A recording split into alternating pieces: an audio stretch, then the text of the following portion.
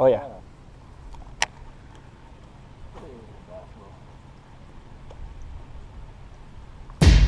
Oh! So, oh, that's a good one. Not a giant, but yeah. Another nice one.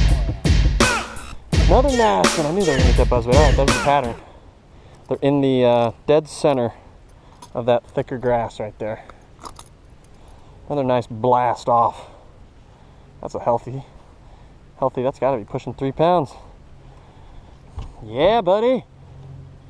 I love catching fish on top.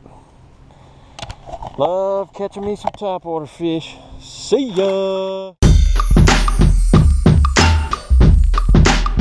Alright, so we went into the Pine River, explored in there, just because we wanted to throw some topwaters. It's a pretty shallow river. I mean, the thing's like 2 feet, 3 feet.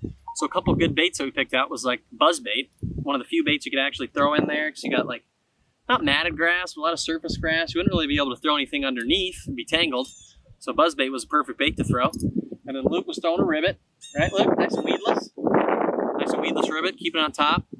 Another good play was because it's nice and cloudy, right? So the fish were active. They were looking at the surface, looking to feed.